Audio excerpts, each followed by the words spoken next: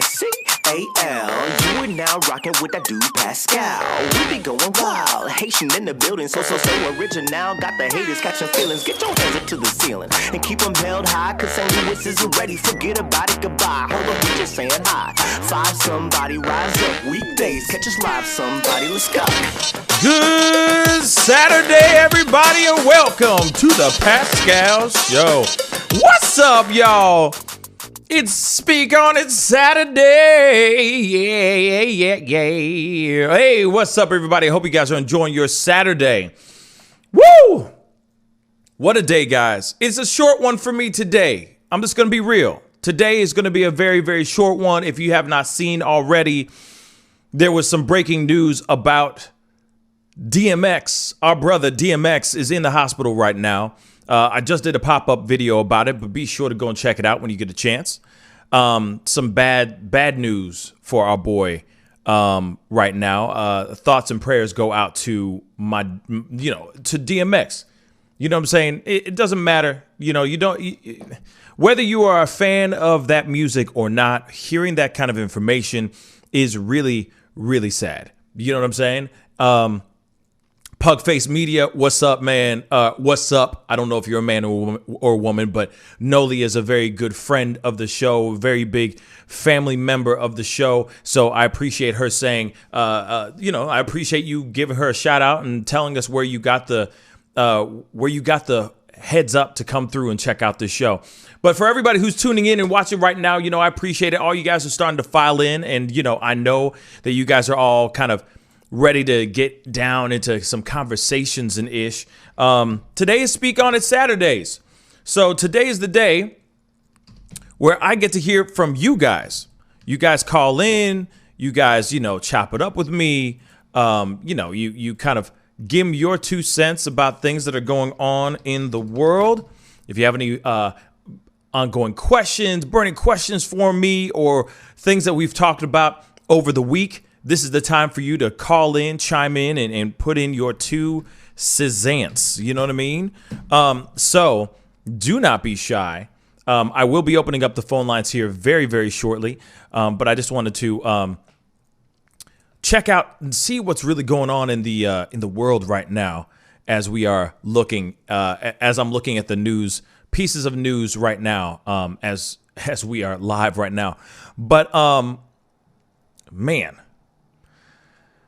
As we already know, what happened yesterday, I talked about this in another pop-up video yesterday, which was some really sad news. I mean, real talk, really, really sad news. And it all revolves around the bum rush car ramming that happened in at the Capitol yesterday. I mean, what is blowing my mind is that we are having these we're having more occurring stories like this becoming a normal part of our vernacular now. You see what I'm saying? All this heinous acts of violence and everything just seems to be pouring out like crazy. And now they're saying something along the lines of, it sounds like this was a mental illness situation where this Mr. Green, Noah Green, got in his car and decided to ram through the first barricade of fences right at the Capitol, and he was basically on a suicide mission. He really did have a suicide mission, which is or he really just tried to attempt to he succeeded. Let's be real, he really did succeed. But his whole mission was to sadly try to take his own life, So, sorry, 1 second. So, such a bad story right now. And Noli's saying ear hustling. England has the kill the bill protest going hard right now. See, now, I did try to contact Noli. I did try to contact your England Connect, and I heard nothing from that Connect. I would love to be able to talk to some people in England so I can in the UK so I can find out what the hell is going on, because there's so much that's going on in England that I don't know. You know what I'm saying? Like, there's only so much information out there, but I'd love to hear it from the horse's mouth or somebody who has boots on the ground. So that's something that I would love to get some help on. Real talk. But that obviously is going to have to be for another show. But there is, like I said, just a lot of stuff going on. Now, they're saying right now that the police have now reinforced the Capitol fence after the car attack that left a veteran cop dead.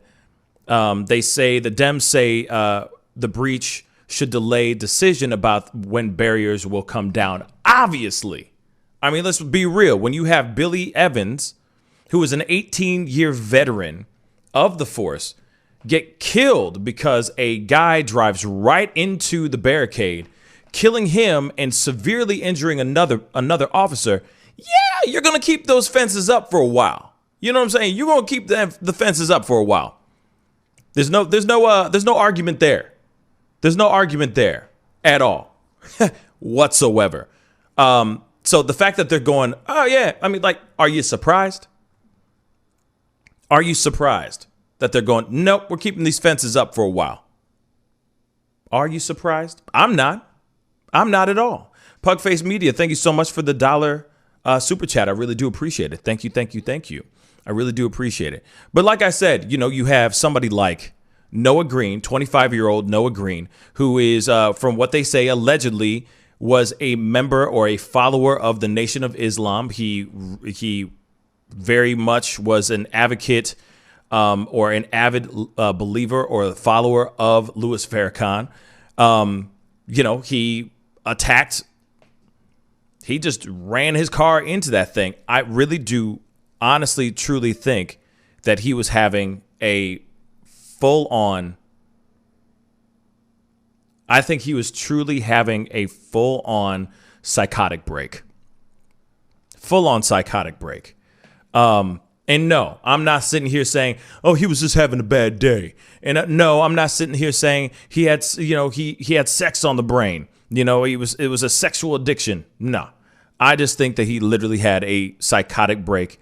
And until we have other pieces of information said, this is what I'm thinking so far. This is where my mind is at right now, you know?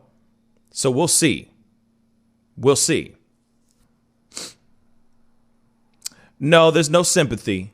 America first. For someone who hates this show so much, you come onto the show quite a bit, America first. So I appreciate your view. But at the same time, no, I'm not defending him because he's black. I'm not defending him because he's black. I'm just basically stating the facts. And I'd say the same thing about any other person that ran off and started shooting and doing mass murder, just so you know. Sarah, he would like some major football player, traumatic brain injury. You know, I don't know. I don't know. I do not know. From the information that I've gotten so far, they're just saying that it's leaning towards more of a psychotic break, mental illness, etc. But like I said, we're going to have to wait and see, you know, with what goes on with that, you know? And like I said, even so, still the same thing. DMX, you know, because I see a lot of people still talking about that. DMX is in a vegetative state in the hospital after suffering a heart attack brought on by a drug overdose. So far, they have not said what the drugs are that he took. And that's the one thing that I'd like to know. That's the one thing I'd like to know. What is the thing that he took that got him sick? What's the thing that made him OD? That's what I'd like to know. You know what I'm saying? But we haven't gotten that yet. You see what I'm saying?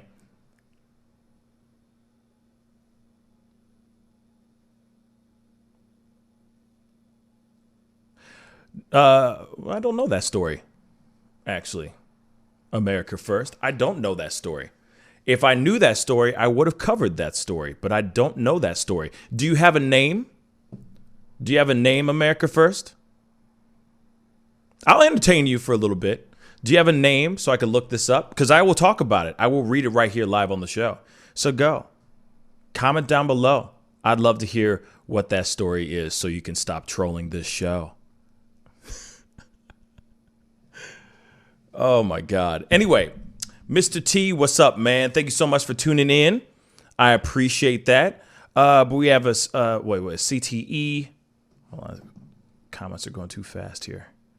CTE is a newer diagnosis, but we have seen former and current athletes suffer badly from brain injuries. Suicide and violence have been signs in the past. We have seen Antonio Brown suffer in 2020. That's actually true too. That is true. But now, so my thing is, so from my understanding, you're saying Sarah, because that was a big typo, I think, when you messaged. He had I guess this was, so they're thinking that this may have come from an actual, what's the word? From an actual football injury. That's a new one for me. You know what I mean? That's actually a new one for me. I haven't heard about that, but let me look that up really quick. And I will be opening up the phone lines here in a little bit.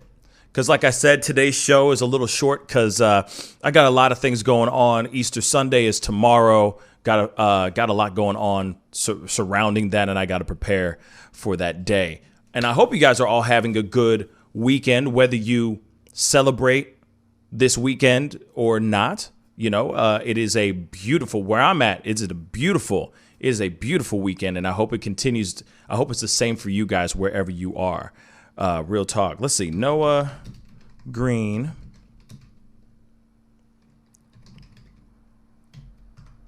Football.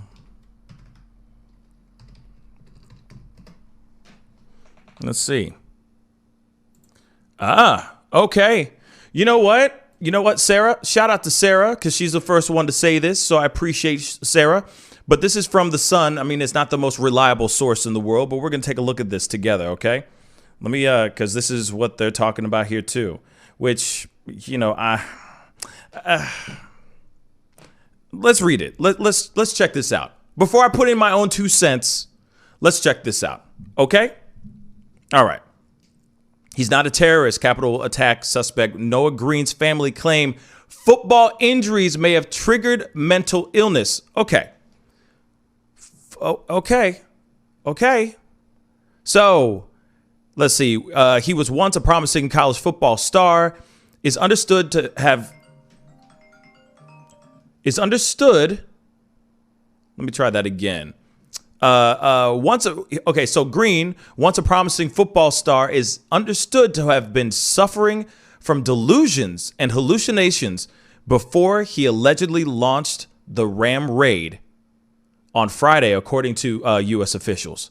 So, the athlete was shot dead. Obviously, we already know this, blah, blah, blah. Let's get through this. Family members, Green's family members. Let's get this a little bit bigger so you guys can see this too. Green's family members have compiled a statement published by the Washington Post according to his mental state.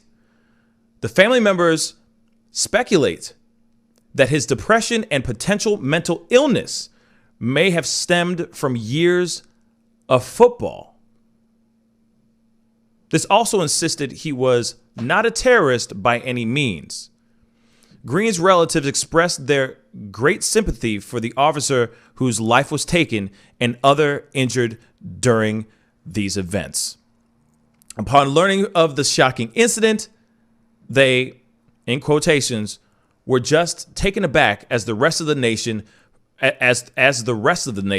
from this horrific event. So, this family's claim comes after Noah allegedly rammed his car into a police barricade outside the Capitol building on Friday afternoon. Veteran officer Billy Evans died in the alleged attack and another cop was injured. Suspect believed to be a paranoid Nation of Islam follower. Brother revealed worrying texts sent by Green before the suspect died in the alleged attack. Facebook has since taken down Green's accounts on the platform, but the now deleted posts offer a window into his mental state.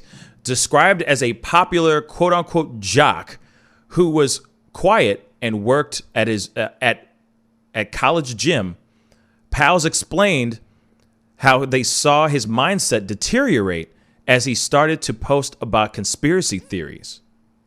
He made bizarre claims, such as he was being drugged by the FBI and CIA, and also became involved with the black nationalist group, the Nation of Islam.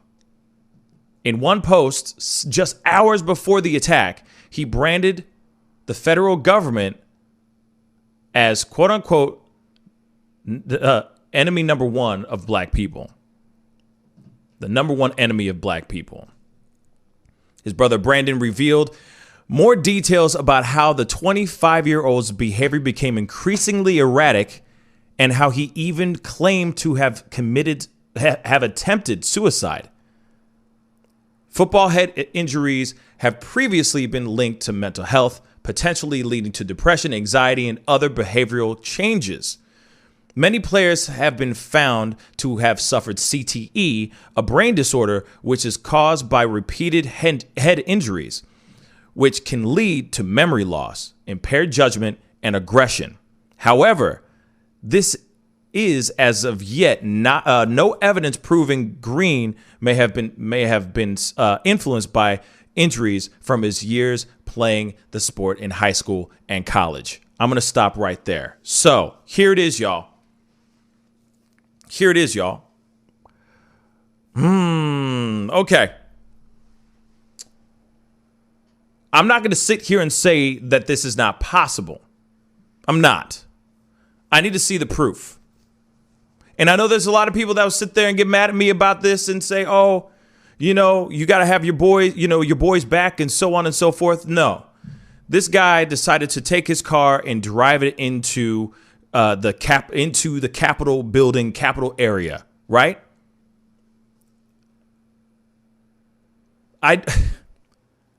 It's really hard for me to sit here and immediately go for, oh, because of football injuries, therefore he had paranoia and X, Y, and Z. I just can't. I mean, if he was already deteriorating, if he was already having mental issues, then he was having mental issues. It might not have been CTE. It may not have been football injuries. It could have just been biologically what's going on in his mind. A lot of people, when they start hitting their 20s, they start you start seeing people becoming more, being diagnosed with bipolar disorder, paranoid schizophrenia, manic depression, etc. It happens early. All right. So when you see something like this, I can't automatically say, oh, it's because of a football injury or because of a repetitive football injury. You see what I'm saying? It's a good fact to know. But what if he was mentally slipping? What if he was mentally slipping into senility without those injuries? That's the only question I have to pose. I will sit here and say most definitely there was some sort of mental disorder going on here, but I can't automatically say, oh, it's because of years of football. I'm just not ready to automatically grab it and say, that's the reason, this is the reason, let's go home. You see what I'm saying? Sarah, please give me a call. 314-766-4581. That's all I'm saying. I am not trying to be rude here. I am not trying to be a bad guy. I'm just stating something that I'm like, wait a second, hold up.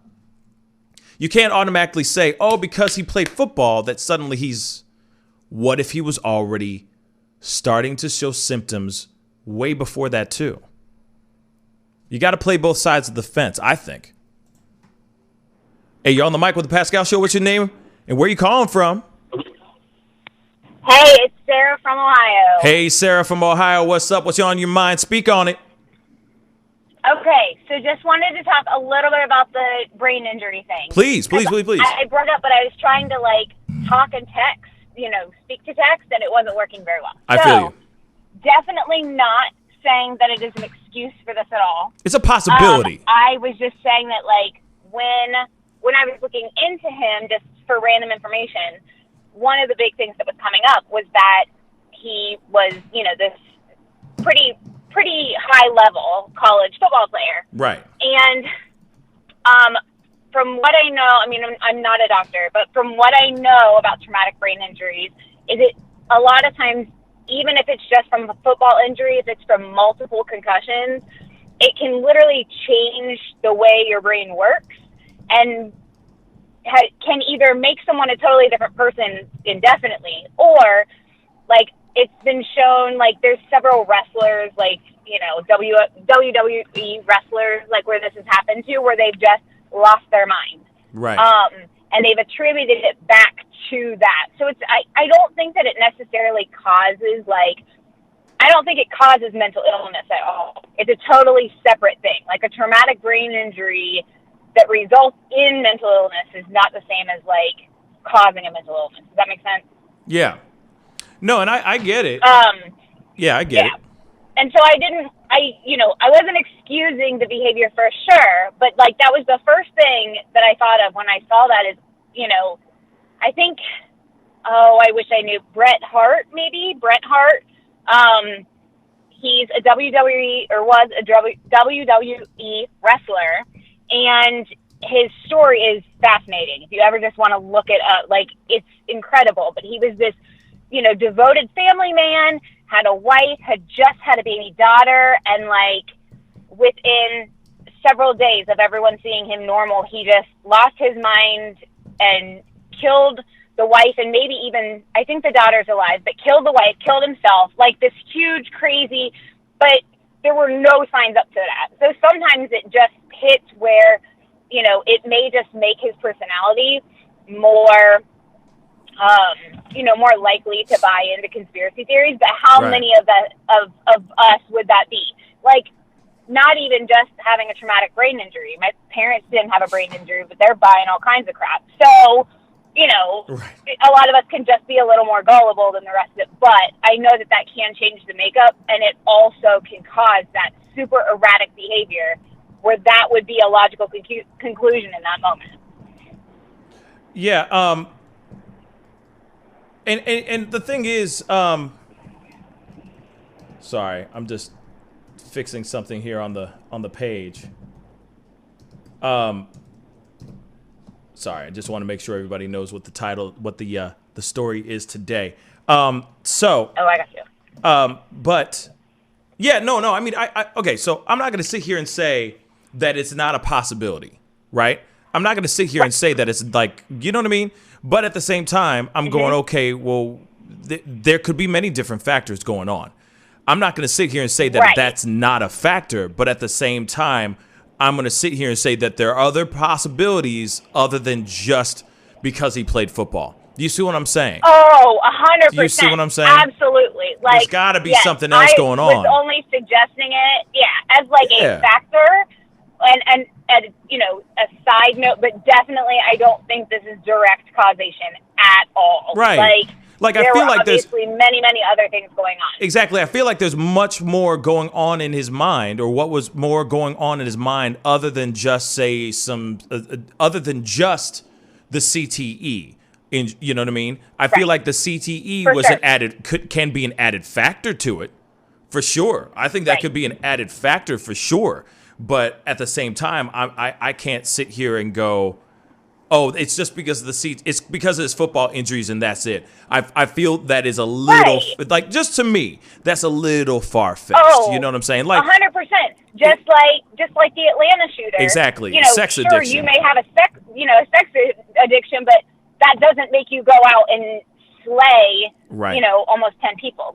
Exactly. Sorry, it's not a straight line for sure. And I don't want to be the dick, but I will be the dick and at the same time, like, there are other people, like, and it's true, there are other people that have done some really, really terrible things, either to themselves or to other people due to their injuries in football type of thing. But I also have to put into consideration that there are other pieces to the mix too. Like, it's almost like the perfect math equation. You know what I mean? It's like the perfect combination of things that ended up with the ultimate, the devastating ultimate moment that was made. Like this moment. Obviously, he gets in his car. He drives off. He drives through the barricades. He has a knife. He only has a knife.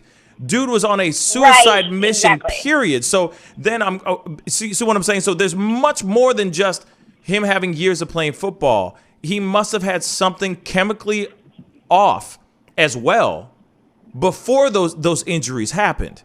You see what I'm saying? Like, say that he didn't. What's funny is you're kind of saying the same thing but differently. Yeah. So say he didn't play football. The traumatic, for example, but say that he didn't. Traumatic brain injury causes that. Like, can cause a chemical imbalance. And again, not saying that like this could be something totally separate. Just like, you know, Atlanta's little addiction, like totally something separate. But it does cause the brain almost to act with a totally different makeup. And so, yeah, but this could have happened, you know, he played football 10 years ago. They could have started seeing signs 5 years ago. And, you know, yes, he would have been more likely to erratic behavior. Yes, he would have been more likely to, you know, buy into that stuff. But there's many other things that can cause that for other people too. So it's not like it's just, this was why. I just thought that was a really interesting nugget of information, you know, when you're building that puzzle. No, and it most definitely is. I mean, you start to put pieces together, and it's kind of like, all right, it can be a factor, but it can't be the only thing. Yes. You see what I'm saying? For sure. So it's like, 100%. Okay, same thing with the guy who has sexual addiction, right? And he says, oh, it's because of my sexual addiction. That's the reason why I walked into this place and shot up the place and shot up mainly Asian people in this shooting. No, maybe it was a factor. Maybe there was a piece of it in there, but there obviously was something else going on in his mind that's deeper than just a sexual addiction.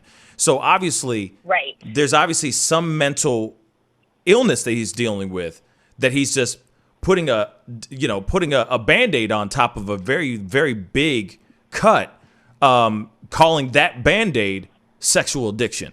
And it's like, no, it's more than that. So when I look at this, it's kind of like, all right, if he didn't have what's the word? If he didn't have the CTE, if he didn't play football at all, he may have had this mental problem at the age of 25, or maybe the CTE accelerated it.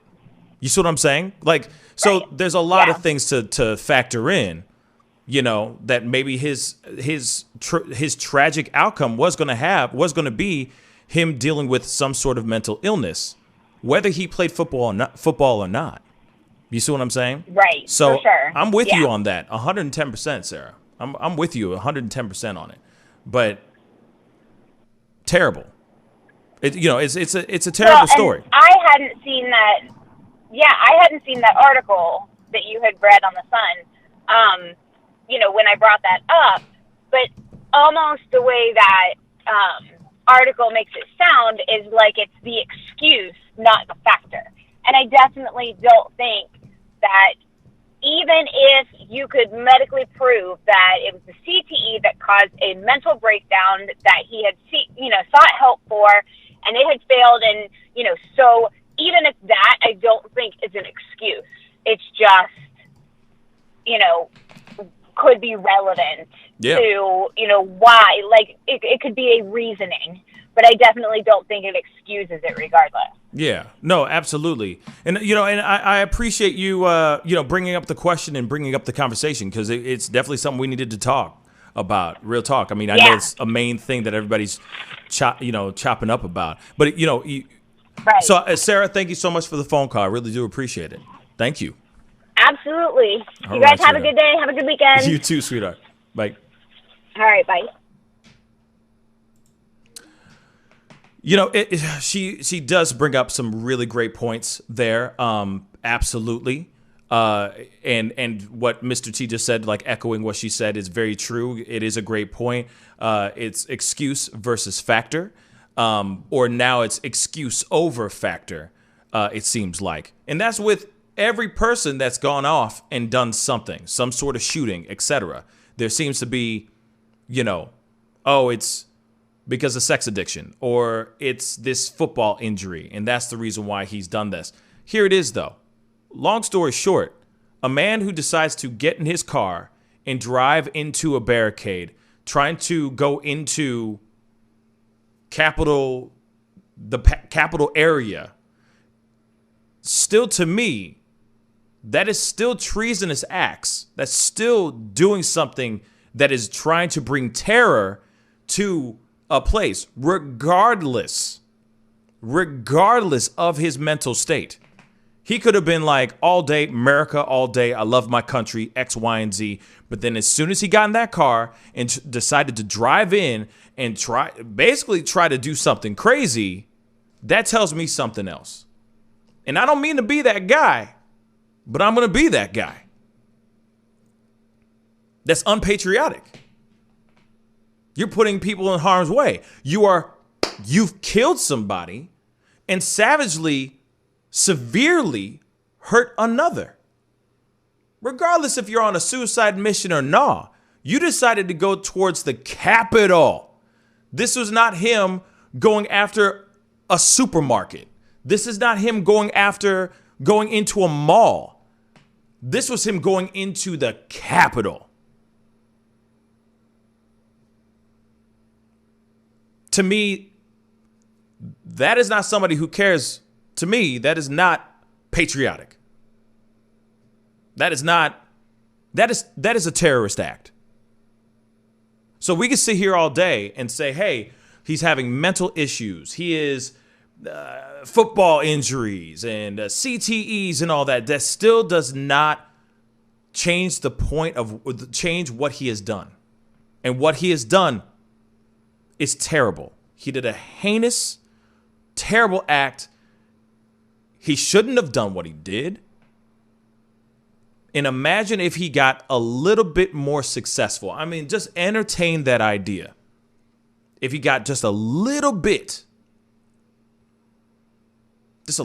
more successful. And of course, he still perishes. But imagine what other people who are watching that act are thinking too. There are other patriots, right, out here that still feel some type of way about the six. So they're going to do, in their minds, they're going, well, maybe I can, you know what I'm saying? He got that far. Maybe we can get further. Here's the problems in X, Y, and Z with what he did. Let's reroute our plan. But this time we won't go in there with a knife. We're going to be coming suited and booted, ready to rock and roll, baby. And not a Nissan Altima. Come on now. You see what I'm saying? Imagine if he got a little bit more successful, if he got further. Imagine. And of course, he still dies. What does that say to the rest of the country and the rest of the world that's watching? Any terrorist group that might be domestic or foreign sitting here going, man, like, that guy has a good idea. Let's try it. Whatever. So to me, it doesn't matter.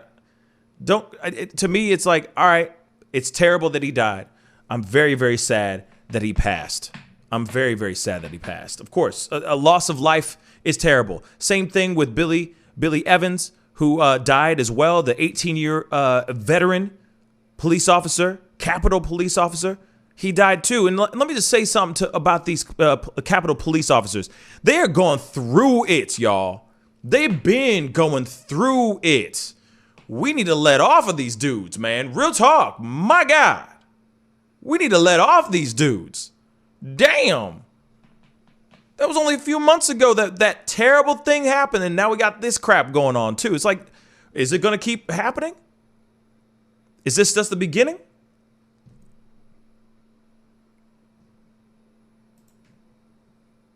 This stuff has got to slow down. This stuff has got to stop.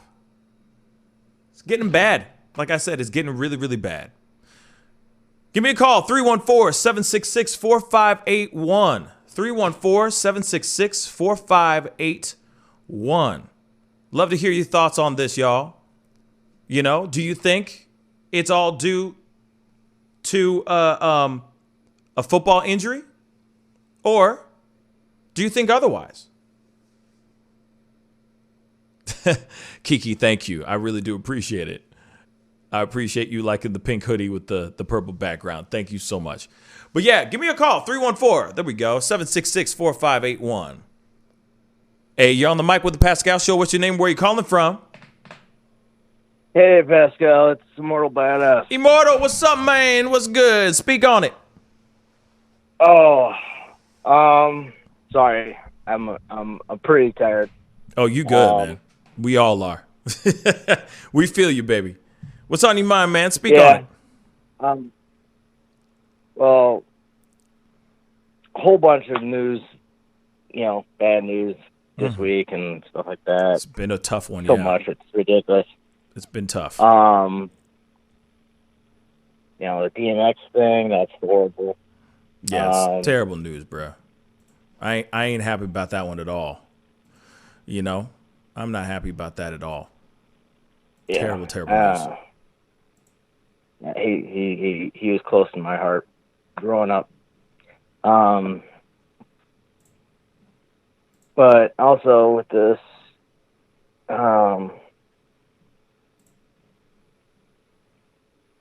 what you call it, the capital stuff. Yeah, Noah Green. Yeah, like I kind of can see what the points you were talking about, and the things like that. Do I think it's? I don't think. I think the head injury is a cap out, to be honest, because it's like if that's kind of the scenario, like people around him in his life would have, like, there's signs that there's something wrong. There's flags that people can pick up on, and so. Yeah, I mean, there definitely is, like, let's be real. He clearly was showing, and from what they're saying here, from what I'm reading and what they've said on this, in this article, he clearly was showing signs of, like, he literally was, his mental stability was starting to slip. I mean, I'm looking at this right now, and they're saying, I guess there was a friend of his that was, he was the captain of the football team at the time, said Green was a really quiet guy. His last name is Tehran. Tehran, now a reporter for the Courier Journal in Louisville, Kentucky, said, "I know people say this all the time, but the guy who I played with is not the same person who did this." And then he also said cult-like. He said Green's mental state became an issue of concern among friends. He revealed on Facebook posts in which Green accused roommates of drugging him and said he was experiencing suicidal ideation. So, I mean, he was already slipping back then, right? Then another person, Casey Humphreys, said, told US Today they were very weird. It was post about joining his church, and one day you'll see kind of stuff. It was just a lot of weird kind of cult stuff. Okay. So, I mean, he was already slipping for a while. You see what I'm saying? Like, so. I mean, yeah. Like, it's crazy.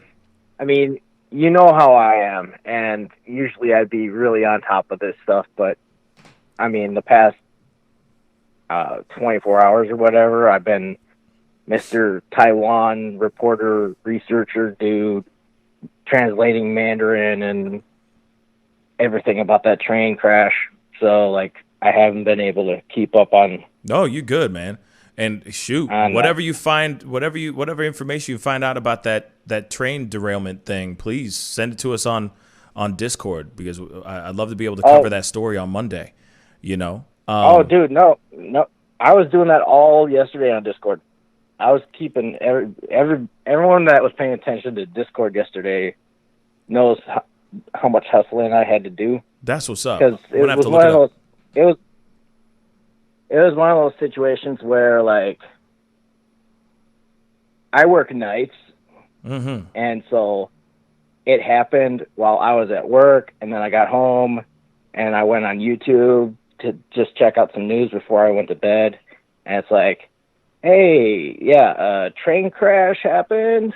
Crazy, right? And all these people died and stuff like that, and I think it's a little psychotic if I can just hear little bits of that, like little bullet points, and just go, yeah, I'm going to go to bed now. Like, no, I need to have a little more in-depth knowledge of this story before I try to go to bed. So, I don't know. Right. But yeah, that's why I'm not too familiar on the story, because... Oh, no, you're good. You're good. You're good. I mean, obviously, this happened yesterday, so it's still very, very brand new. It happened in the middle of the afternoon yesterday, so we're all still gathering information. So a lot of us, like even myself, I didn't hear about this football injury, CTE injury type of thing that they are talking about now. So that's news to me as well. I mean, I learned that as soon as we went live. Sarah, shout out to Sarah, but she brought up the conversation. I looked it up, and bang, it was right there. You see what I'm saying? So that is the thing that people are saying, that these are one of the reasons why these things happened, or they're saying this could be one of the reasons why, one of the factors of why this happened. But the only thing we can do is see what they do, see what they say. You know what I'm saying? Because we can't really. I mean, all we know is, in my mind, this is mental illness. This is a full-on example of mental illness, in my personal opinion. You know what I'm saying? Yeah. That's just what I think. It's mental illness. Whether it's CTE or not, it's mental illness. And I don't think it has anything. I personally believe that it has nothing to do with football. That's just me, though. I think it's just mental illness. I think CTE, if he did have CTE, which of course there are ways to see this. I'm assuming that they're going to be doing an autopsy on him. If they have that kind of proof of CTE, then I stand corrected and I'll shut my mouth. But I will not sit here and say that it's CTE and CTE alone, and just because he did football for years, that suddenly that's why he drove his car into the Capitol, killing a person and trying to bring terror to the country. That's hard for me to believe. Like, head traumas can change your brain chemistry, where true that can happen, and true. Especially with all this COVID quarantines and everything like that, I feel like we're gonna experience a lot of that type of. You got to understand. This is the problem that it happens. Like, they put this out, then it's going to turn into. And I'm sorry for interrupting you, Immortal, but this is the concern that I have on my mind. And I'm not sitting here saying that I'm somebody who's all about like little league football and all that. Nah, I really am not. In fact, I feel like little league football should not happen until, football shouldn't be happening until the kids are much more developed, et cetera, blah, blah, blah. But the thing is that this is the concern that I feel like it's going to turn into. Then next thing you know, mainstream media is going to be focused and wrapping their minds around this whole idea of CTE and talking about this BS. And it's like, no, This man still got into a car, still was having mental illness issues beforehand. Clear as day. People saw it already. There were things that could have been done to prevent this from happening, and yet he still got in behind the wheel of a car, drove into a barricade, killing somebody else, trying to kill another, killed an officer, trying to kill another officer, and then he got blasted. I'm sorry for saying it like that, but that's the truth. With a knife. Yeah, no. You know, he showed up to a gunfight with a knife. You know what I'm saying? So I'm just concerned that the media is going to take this right now excuse right now, because they're just saying it's because of his years of football. They're going to use that as an excuse, and we're going to forget about what he's done. And the mainstream media is only going to be talking about CTEs all day long. And it's like, no, as Siri just said, he literally did a much more bombastic version of suicide by cop. Yeah. Yeah. And I think that's kind of where, as a society, we need to start focusing on, especially with all the quarantine stuff, you're going to see, I forgot what it's called, but basically, like, during winter, people have depression because they're stuck inside and other things like that. And I think we're going to experience a lot of people in society that are going to have mental illness that is going to get worse because of this stuff that, there's restrictions, there's other things. And so, like, as a society, we need to start pushing for things like better mental health care systems. Right. Other things like that. I mean, we revealed this story, I'd say about a week ago, I want to say, where, like, there's a lot of people that commit crimes and they're pleaded, incompetent to face trial, and they get pushed into a mental hospital. Yeah. And then, and this is very state by state, hospital by hospital. Part of the problem with profit medical business that we have in this country. And, like, if there's proof that treatment's working, they get shoved back out on the street where they recommit crimes. And these are big loophole and problems that we have that need to get addressed. And, it's stuff like this that we should, our beacons to say, hey, this needs to change, so this stuff doesn't happen again. True. I mean, obviously something that is becoming more of a thing now. I mean, obviously over the past couple of years, mental illness has been a more of a forefront thing. Like where it is, where it is somebody who is, we are now embracing that there is mental illness throughout all communities. One of the main things that we need to start realizing too is that there is and it's now slowly becoming a thing, is mental illness within the Black community. It is something that is like, it is still a conversation that is pushed, it's kind of talked about, but it's behind closed doors.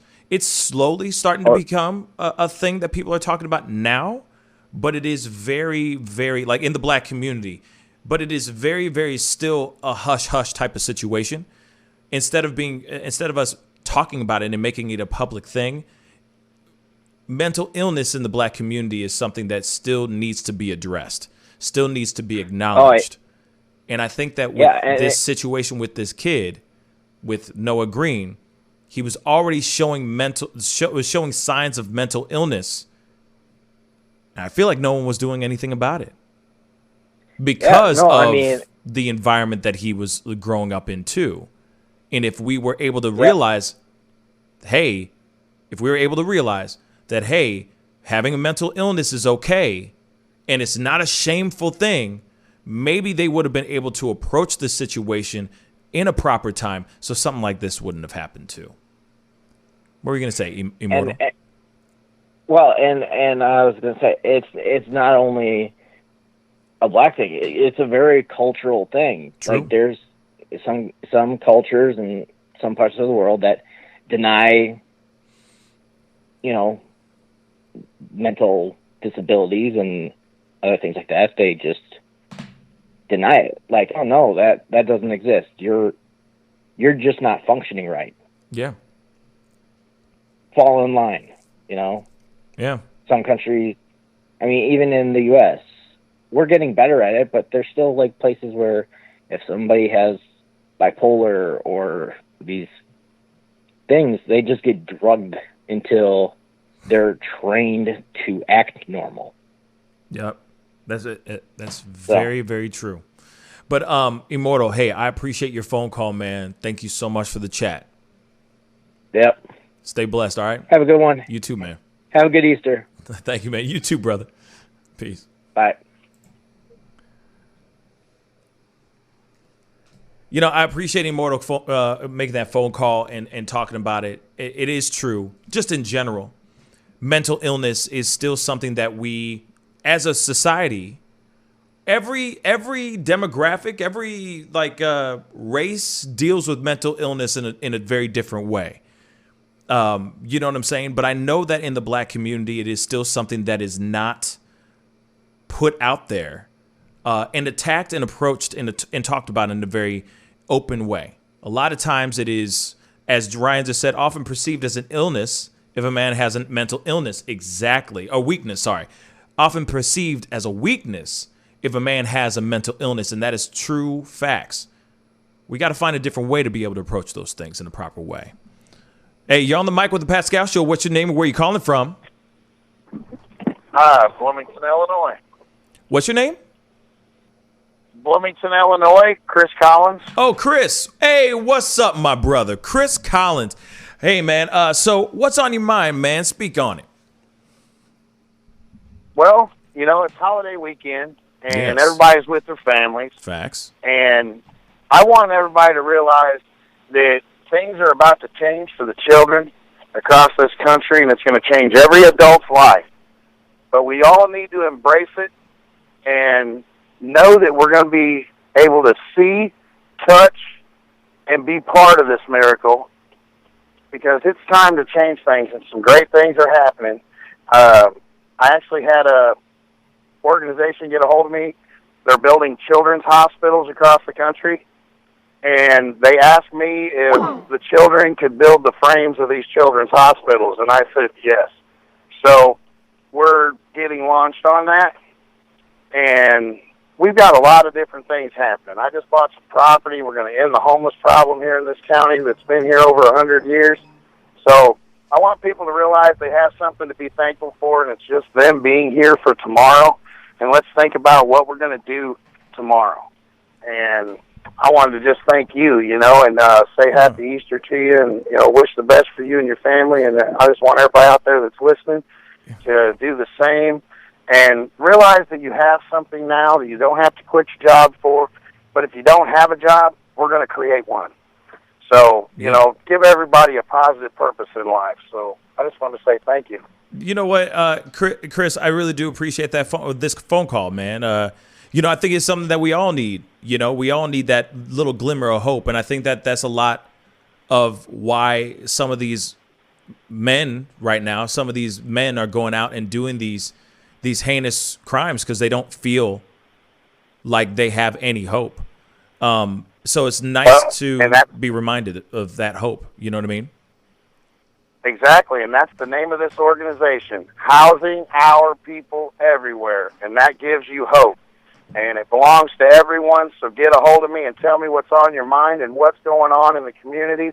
And all these prisoners out there that are eligible for parole, we want to offer you a program that'll turn you into a homeowner with a $20 an hour job to take care of your family. It's time to change your life and get it right. Facts. So we want everybody to understand it and just reach out for us. And I'm even going to say my website. It's hopeforhousing.org. So please, everybody, come to it. Let's get involved. There's something huge. We're getting 20% of everybody's electric bill and gas bill in 17 states. Now we're even getting your AT&T, Verizon, Frontier, and all that in all 50 states. So people need to please. It doesn't cost anything to support what we're doing for us to start getting that money, but we need people to step up and make action happen. And that's what's going to change these heinous crimes, because we can take the suffering out of humanity.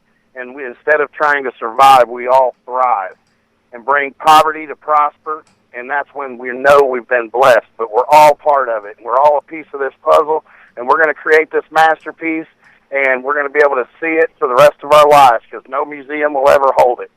So let's make the world the museum, and let's enjoy it. Right on, man. So, one more time, tell everybody the website. King Timma was like $20 an hour. Word. So what's the website one more time? hopeforhousing.org. Okay. hopeforhousing.org. Go check it out, guys. Yep. Chris, thank you so much for the phone call. I appreciate it, man. You stay blessed. Thank you, brother. You keep it up. Thank you, yes, man. Sir. All right. Bye-bye. Peace.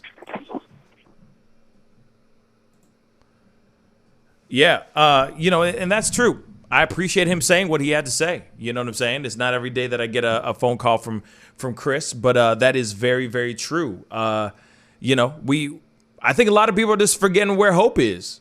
People are forgetting where it is. Or they just forget that it's just that simple, like turning over and looking at your loved one, looking at your, maybe you have pets. I don't know. Maybe it's something that you really enjoy or love doing.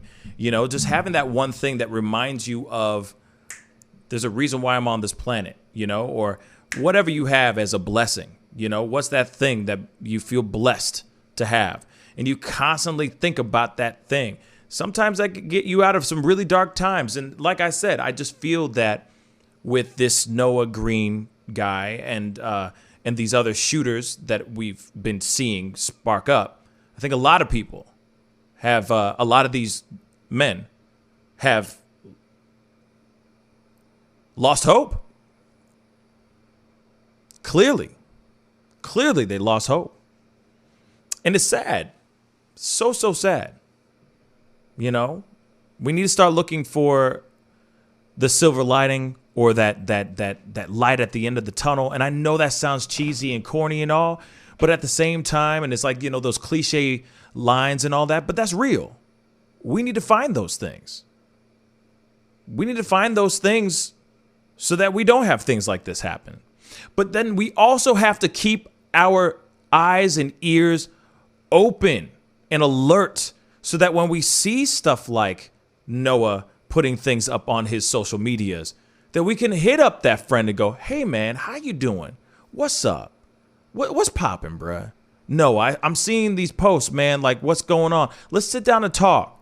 You know what I mean? You need some guidance. You need to talk to a friend. Let's go get a Coke and let's go share some laughs together, man. What's good? That's all we need. Hey, you on the mic with the Pascal Show. What's your name? Where are you calling from? Hey, Pascal. It's Jazzy. How you doing? Hey, Jazzy. How you doing, sweetheart? What's on your mind? Speak on it. Pretty good. I love that last caller. I love you, Chris. It was a good one. It was definitely something we needed to hear.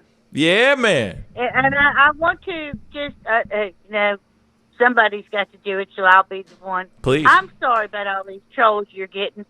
Some of the best of us if they would just stop and listen and stop with all the comments for a little bit and really listen to what people are saying. Yeah. That they would learn something and they would stop making those comments and realize that's not what we're about. Yeah, anyway, I'll say this though too. Yeah. The fact that I'm getting, that I have trolls and all that, it is what it is. That's one. Two, clearly I'm doing something right. You know what I mean? Clearly Exactly. I'm doing something right if there's people that are coming in and they're not even listening. And I've said it a million times, and it's fine. It's fine. I'm having fun with it for the most part. For as much as I can have fun with it. You know what I mean? So, but, oh no. Are you still there with me? Are you still with me? Jazzy? Hello? Oh no. I lost her. I'm sure she'll call back.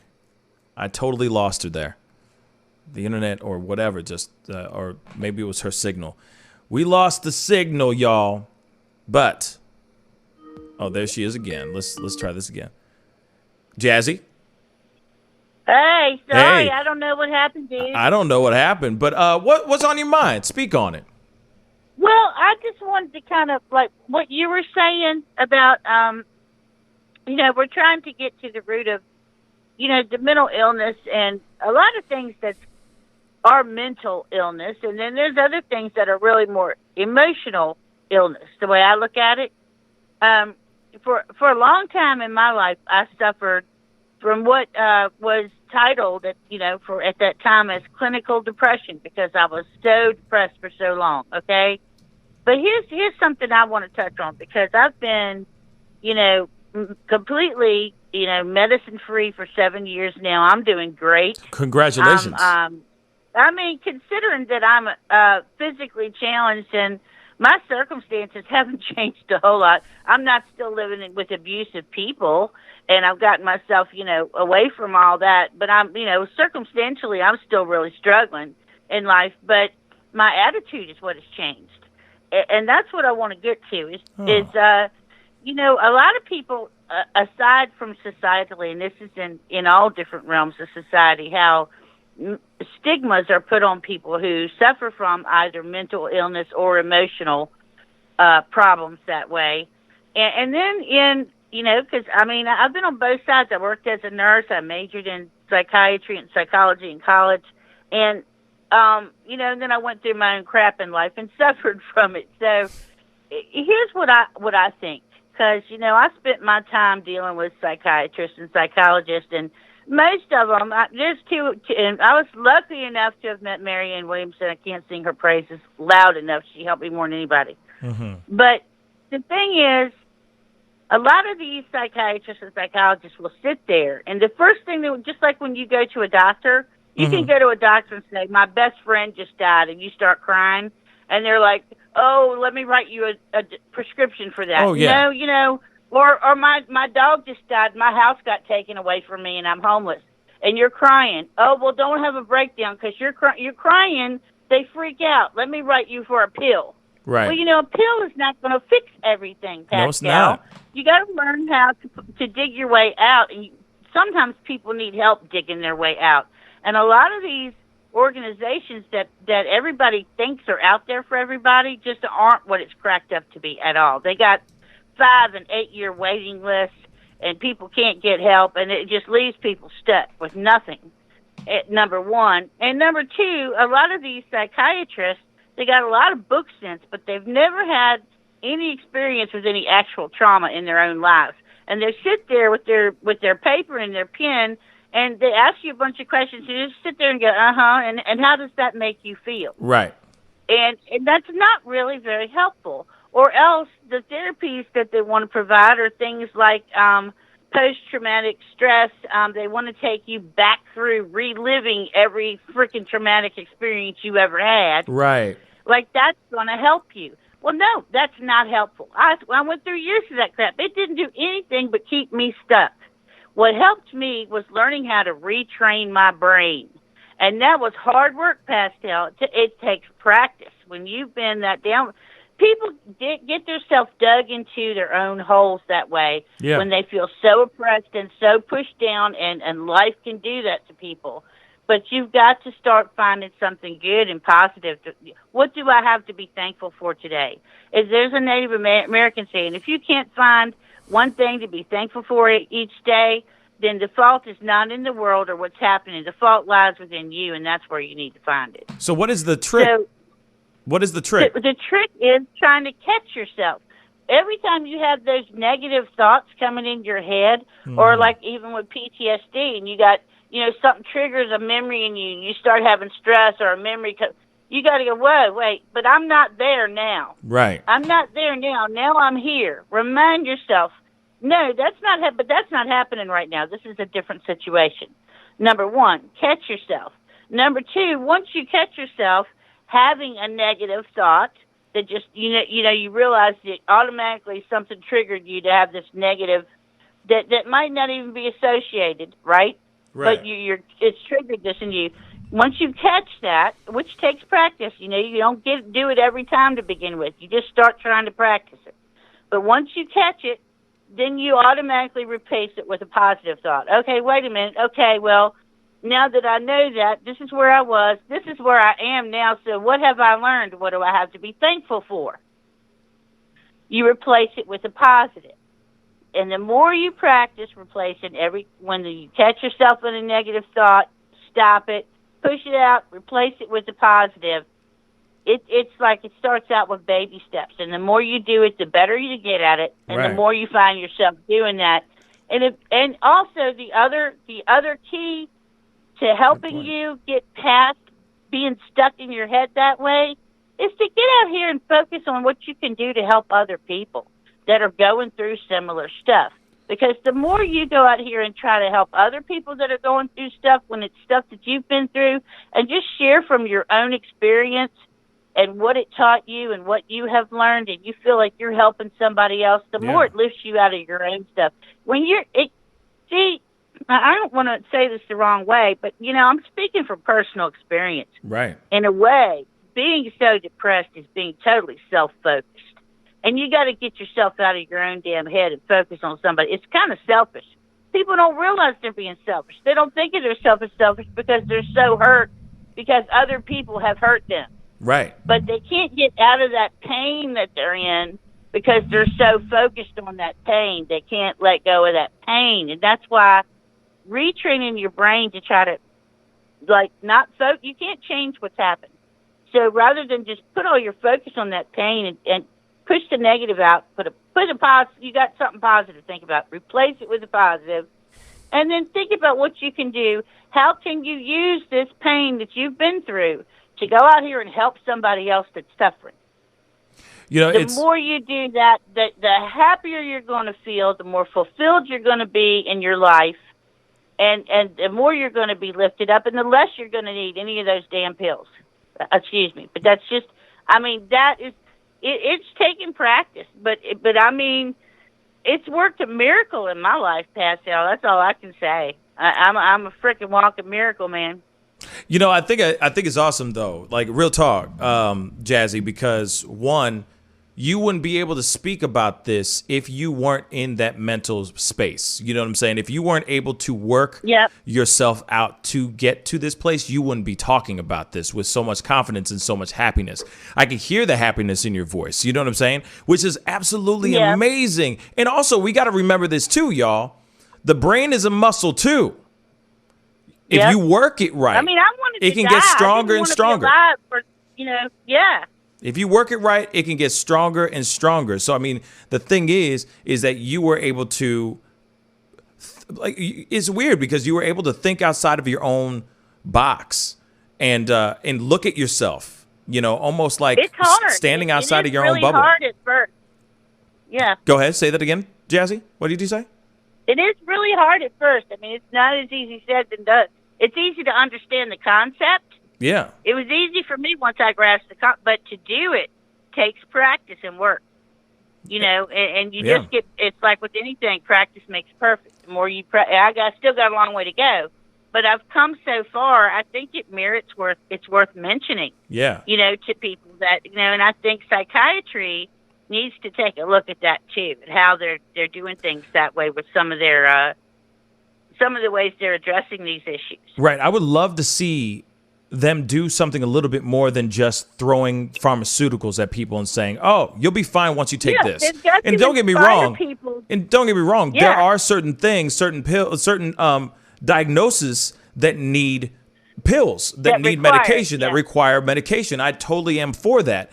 But there's other ones that it's not everything is, not everything can be solved with taking a tiny little pill. You know what I'm saying? Sometimes you've got to work at your own mental stability, just like you did, Jazzy. Yeah. I mean, you got to work it out, till it works out. You work it out till it works out.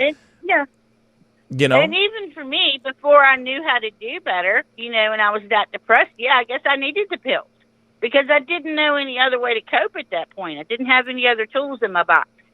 I didn't, and I was just grasping, somebody help me. I don't know how to get out of this place. Right. Yeah. But once I started getting to that place, I started getting really annoyed with doctors and therapists who and I would be like, no, I don't need another damn pill. I'm fine. I'm crying, okay? Crying is normal. I'm going through some shit right now in my life. If you want to help me, give me some suggestions about how I get myself out of this situation. But what's because rare? That's why I'm crying, not because I need another pill. Right. But what's rare about you though is that you are self-aware. You're self-aware of yourself, so that you're not sitting there going, because there's a lot of people that'll just sit there and go, I don't know what's wrong with me, kind of thing. They just get. They fall into their own self-pity, and they get deeper and deeper into that hole of self-pity. The fact that you were able to know yourself is different. Not every person can sit there and tell this story, Jazzy. You are definitely an anomaly in a lot of ways. You know what I'm saying? But if you say so. But at the same time, that's a thing that I think that there's a lot of people that are lost. You see what I'm saying? Yeah. So that they lean towards. I really don't think I'm special. I think that other people just don't all realize this yet. Right. There's a lot of people are just like me, Pascal. They just have not realized exactly. But it's simple things yet. But it's that fear. It's that fear of actually they really. Believe in the first place when they're going, what's wrong with me? One thing that's wrong is that you believe something's wrong with you. Yeah. I think that's the one thing. It's like the fear of actually knowing oneself and being confident in knowing oneself. It's that thing of say you're at you're in a competition and you have to pick between door number 1 and door number 2, right? And for a fact innately in your body you feel it's door number 2 that's the $1 million are behind, but you second guess yourself and you go for door number 1. Guess what? They open up door number 2, the $1 million are behind door number 2. So there's a lot of people that that have this self-doubt, this instant self-doubt, because they feel like, no, wait, it can't be that simple. It can't be that simple. Yep. For me to know myself and know what works for me and how it should be and all that there's no way that I can be right. I can diagnose myself in a way so that I can work on these things in a way so that maybe I don't have to take this pill. But I'm not going to sit here, hold on, before people start thinking I'm trying to say don't take pills, don't take the medication you need. No, I think that, if you have medication and you have something that's, that you need that medication for chemical balance and all that stuff, I do truly recommend that. But if you are dealing with something that is not as severe, maybe being able to. If you're schizophrenic or bipolar, that's a different That's a thing, whole other can of worms. But when it comes to the something a little bit more, let's just say, for lack of a better term, minor, if you're able to work those things out with either a professional, speaking with that person, and where you don't need to take certain medication, where you drug yourself to the point where you can't feel anything, hey, maybe that is what you need. But like I said, there are a lot of people that are out here that do need that medication. Your brain that way. Yeah. Once you retrain your brain and you really start to get your brain rewired to react in different ways like that and catch yourself and inject a positive thought and replace it and go, wait, and now what have I learned? And then you start going, you're looking at your reflection in the mirror. Over time, you're going, wow, you've come a long way, baby, because you're sharing with people what you've been through. You're helping other people. That's giving you a sense of purpose in life. So now you've found meaning in life. You're doing something productive with your life, whether it's showing in cash or not. You know that you're helping people, right? That's important that's important to everybody. Everybody needs that. Once you start learning how to just do that, once you've rewired your brain, that also changes your brain chemistry. Okay? That it's the same thing they're trying to do with pills. And you're always seeing these commercials. Oh, your antidepressants aren't helping you. You need something extra. Try this. Right. May cause You anal know, bleeding. well, that's what I went through. Yeah, it's like None of those make. pills could. Yeah. No, I None mean. of those pills did it for me. Yeah. Absolutely. No, I mean, and that's the thing. I'm not, like I said, I'm not going to sit here and say that, you know, like I said, you are an anomaly. You are a very, you know, you are, what's the word? You are an anomaly. It's not as easy as that, but at the same time, I can, you know, what you're saying is very true. There's a lot of things that one can handle. I even say this, just by simply talking to somebody too. You see what I'm saying? Which is something I highly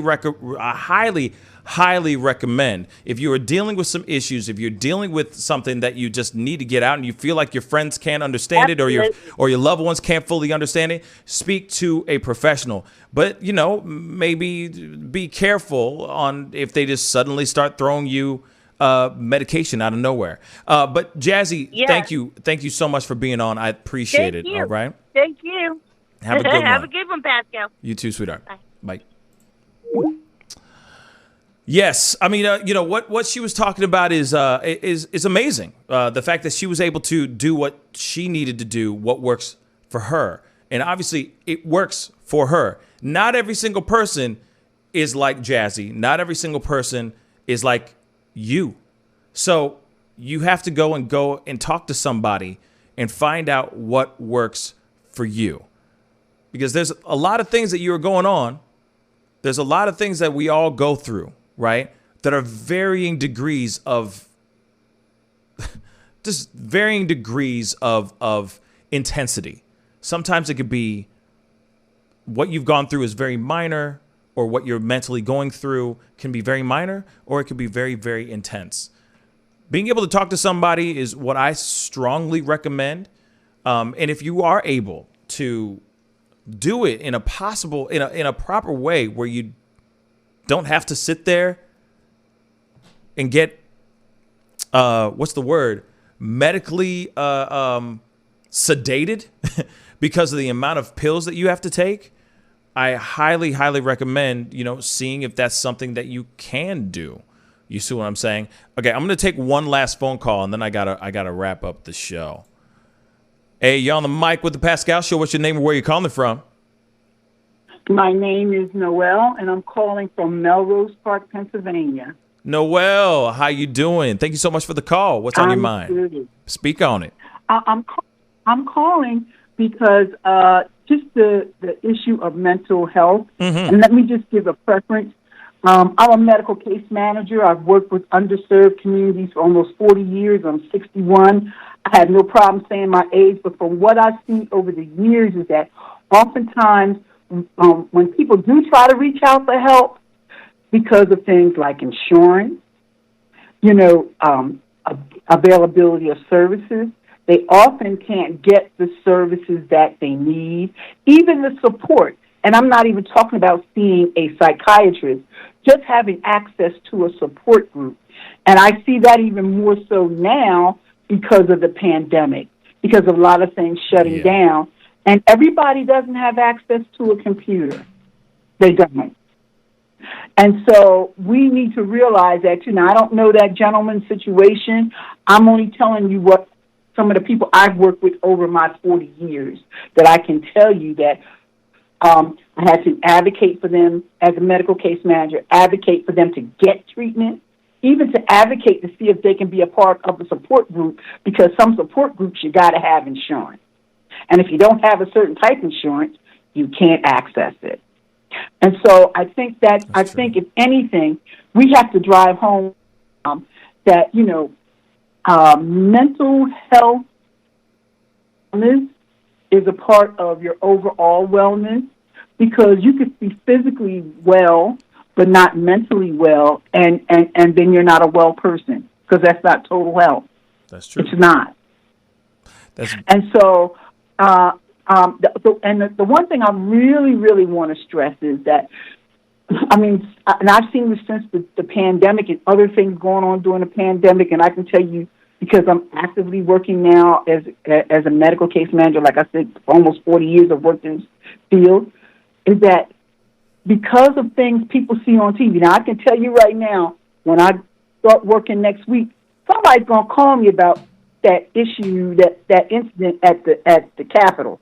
And somebody's going to tell me how that triggered something from their memory. Mm-hmm.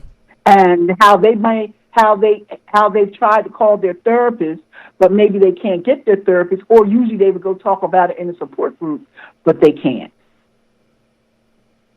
So that's all I want to say on that. We really need to try to focus on just not having people go to psychiatrists and get pills. I think oftentimes people who want help sometimes can't be healed until they're heard. That is, if they're not heard, healing true. Can't take place. That is very, very true. I completely agree with that. I think that that's the problem, like what Jazzy was saying earlier, where people will go in thinking that they're going to be able to talk to somebody, and they just walk out with a prescription rather than actually being able to talk out their feelings. And if they have to take some sort of medication, if they have to go to that next step of medication, there's that option. But I feel like, what you're saying is hard facts. Noel, you're saying hard facts. And that's the problem. I think that there's a lot of people out here that are in that profession of mental health, mental wellness, but they're not listening. They're not there to be a listening ear. They're just there to write out prescriptions, tear it off, and hand it to that person and go on their merry way, That's because the system now, the medical insurance system, I'm not knocking anybody who works in it. I know this as a medical case manager. I go with clients to appointments, where I did before COVID, and we go see the psychiatrist. Psychiatrist talk to you for 15 minutes. Mm-hmm. Now, somebody's already else done an intake, but the psychiatrist talk to you for 15 minutes. And usually what ends up happening is the person leaves with a prescription, and then they tell them to go see a therapist. But to me, is unless they're that severe, and oftentimes it's just them talking through things that they've been through, and oftentimes because it's the first time that they've talked about it, or something else came up, like they got a medical diagnosis, and that triggered some things that happened to them in their past. Right. Or like this week, things that have been shown on TV. I can't tell you how many of my people have called me and said, that's triggering me.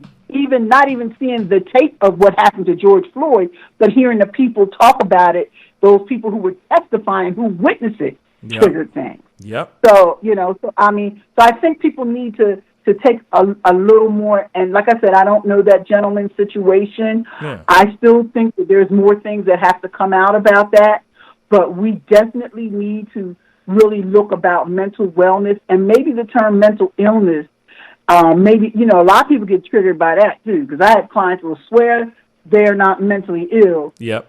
But you know there's something going on with them. Because they're ashamed. Because of some buzzwords, Oh, yeah. The buzzwords, And they don't want, and you tell them, oh, well, did you take your medication? I had one person years ago, did you take your, no, I ain't take it. Okay, well, did you take your cocktail? She knew what that meant, Thorazine, Haldol, and Adderall, I think it was.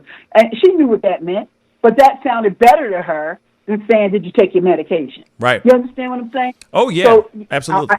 And so we have to look at terminology. We also have to look at how the insurance system works, and also us taking more time to even sit, because I'm supposed to be doing housing and all this stuff, but these last 2 weeks since all this stuff has happened, I'm talking to people about things that happen. I'm not a mental health therapist, but because they can get to me first, then I have to hear everything. Absolutely. And at a certain point, I got to say, okay, after 5 o'clock, I can't talk to you. After 5:30, I can't talk. I don't even put on the news, because then that might trigger me. Right. You know what I mean? No, and I totally understand that. Yeah. That's all I want to say. And I'm a first-time caller. I don't get a chance often to call in. Yeah. It's a Saturday, so I'm home and I'm not at work. And I usually listen to you while I'm trying to get ready to talk to clients on the phone, since I'm on the East Coast. And so I have to end up listening to your show afterwards so I can hear the whole show. Oh, that's what's up. So sometimes you miss the thing. But just happy to call in and talk to you. And I really like what Jazzy said. She's really self-aware. Self-aware, but we got a lot of people. we got a lot of people who are not at that point. Exactly. And that's what I'm saying on that. Exactly. And that's what I was trying to say is like not all of us are as self-aware, and she's an anomaly in that situation. Some of us are lucky and some of us are not. And some of us can get there. It's not like she's the only one that can do it. Some of us just have to work. We that person just has to work, put the work in like she did. Right. You know what I'm saying? But Noel. And I don't even. Go ahead. I don't even want to say mental illness because some of us have I've worked with clients who face trauma because of things that they've seen, and it's not a mental illness. It's just that their emotions got wrapped up. Yeah. Or a lot of my folks through the church. I'm not knocking anybody who's a church person. I'm not. Right. I'm just telling you, I have a lot of folks who have experienced trauma, spiritual trauma, or trauma because they didn't fit in to the church narrative. And True. that's all I'll say on that. Noel, thank you so much for the phone call. I really do appreciate it, sweetheart. You have a great weekend, all right? Talk to you soon. You too. All right. Bye-bye. Bye. You know, what she said is, I mean, she had some really great insight in there. I'm going to take this last phone call, and then I got to wrap it up. Hey, you're on the mic with the Pascal Show. What's your name and where are you calling from? Hey, this is Chris Collins calling back, actually, after listening to those. Jet, it's Chris Collins. Okay. Hey, Chris, what's up? What's on your mind, man? Speak on it. I listened to Jazzy, and I listened to the other lady that called in that has been doing this in the mental health field for many years. Right. One of the things we need to look at on people is stop putting everybody in a category. Every person has lived a life that no one else has lived. So we have to individually deal with every situation, but every person has a purpose. And, it took me till I was 30 years old to have one. But with me being there, I've been stuck on it my entire adult life here, trying to give something back. You know what I mean? Yeah. But everyone has a purpose, and by people just talking with others, it takes the loneliness away, and it don't let people feel helpless and hopeless because they're going to get a phone call because somebody's going to care about them. Yeah. And that's one of the things we've lost here. And a lot of people feel, very alone, and they feel like they got to go through things all on their own, even if they do have a doctor or they have a psychiatrist or, they have a caseworker. Just like she said, they're there going through the motions. It's not actually trying to change what's going on with people's lives. When people are when they use a substance and it winds up being an abusive situation, they're trying to escape from reality because reality sucks. So let's make reality great with them, and just by everyone reaching out to 20 different people that you haven't spoke to in years and just ask them how they are doing, if they need anything. And you're probably going to get a response back that they don't need anything, but they appreciated that more than anything they could have gotten. Right. And that would be a key thing if we all just took 20 minutes a day and just thought of others before ourselves. And when we do that, it'll be we before me, and I think it'll start impacting us mentally, knowing that we all have something positive to do to change someone else's life every day. It doesn't matter if they're the ones with the problem or not. If you can have two people talking that have a problem, and they are fixing that problem together because they're solving it. They're talking through what's going on with them, but at the same time, the other one's going through the same thing. Now that you got somebody else that might even get in the conversation that has another outlook to something, because we all have thoughts and we all have dreams, and every dream is just a reality that hasn't happened yet. Absolutely. So I encourage everybody to just let's start working together as a unit. Give unity in every community. Will give an equal opportunity. And unity, Absolutely. I like acronyms. Unity, I'm going to give one more. U and I together's Y. So everybody, just know Pascal's doing a wonderful thing. He talks about a lot of different stuff, and I love watching the show. I love sharing the show. I love being part of it if I can. So thank you, Pascal, for what you do and letting me come back on for a few more seconds. Anytime, Chris. Thank you, brother. I appreciate you calling in, man. You stay blessed, all right? Thank you for the gems. You brother. All right, man. Bye-bye. Bye. So that's the show, guys. I really do appreciate all y'all for coming in and being part of the conversation. But it is very true. I mean, when it comes to mental health, mental illness, mental wellness, whatever you want to call it, it is really important that we not only just listen to ourselves and be in tune with ourselves and what we need personally, but we also need to keep our eyes and ears open to the outside world and to our friends and family, because you never know who's going through something. And this situation with Noah Green and what happened in front of the barricade at the Capitol and everything, that could have been prevented. That could have easily been prevented if people were seeing those posts on Facebook, those social media posts that he was putting up. If one of his friends may have seen it and just said, "Hey man, hey Noah, what's up? Let's talk." I think we get scared to actually have real conversations about mental health. We get scared about having real conversations about mental wellness, mental illness, what have you. But we need to start being brave. And we need to start showing our kids as well to be brave, to talk about their feelings, being upfront and real about what they're feeling.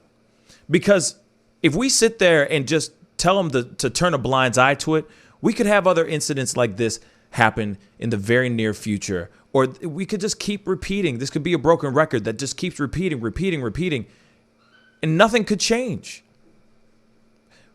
Something with mental health, mental wellness, mental illness, we need to start talking about those things. We need to start bringing those things up so that we can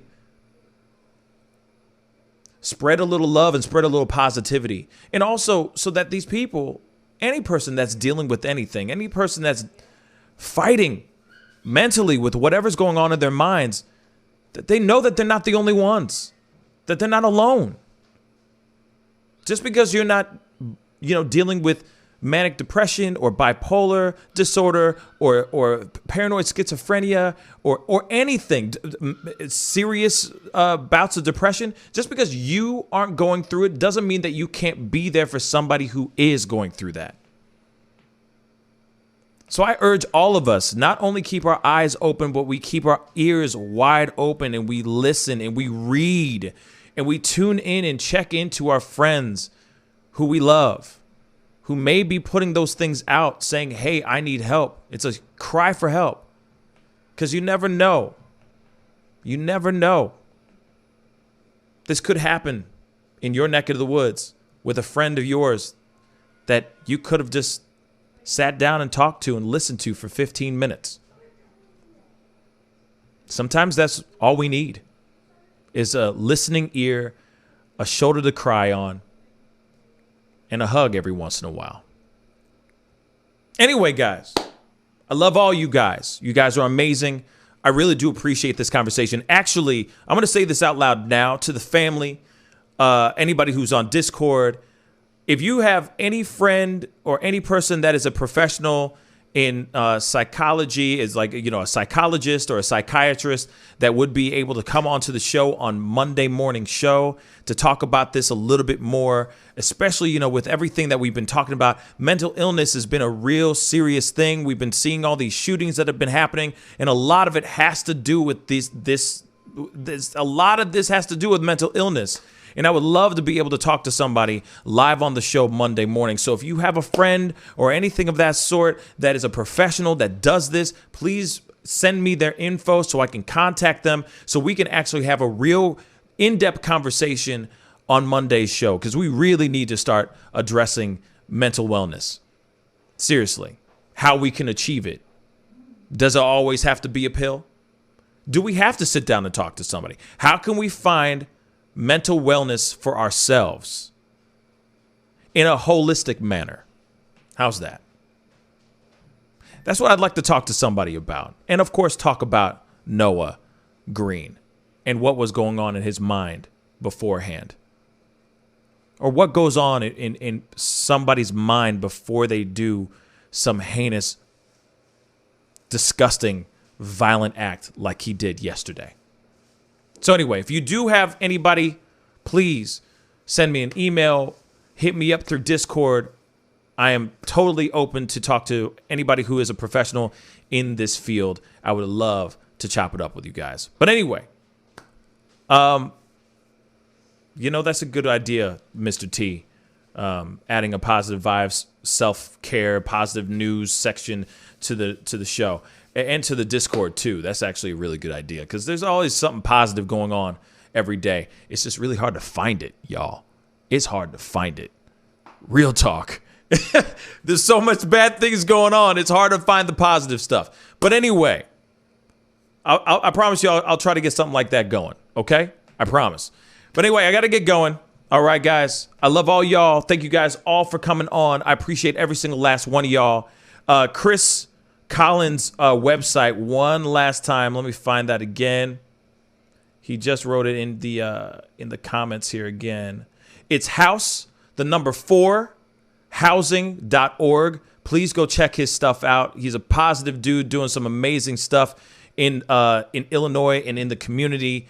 Definitely go check him out. Please, please, please. But anyway, I got to get going. Yeah, Sandy, the sassy queen, you missed the show. But hey, you can always roll back and check it out. Seriously, some callers dropped in some serious gems today. All right. Y'all have a beautiful, positive day. All right. Enjoy your Sunday. If you celebrate Easter, happy Easter. I might go live for 2 seconds during my little Easter party tomorrow. It should be a really good time. Lots of colors and food. Yeah, I might go live. I just might. I don't know.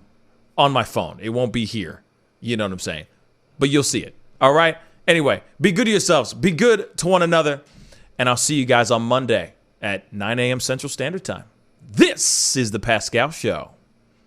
Bye.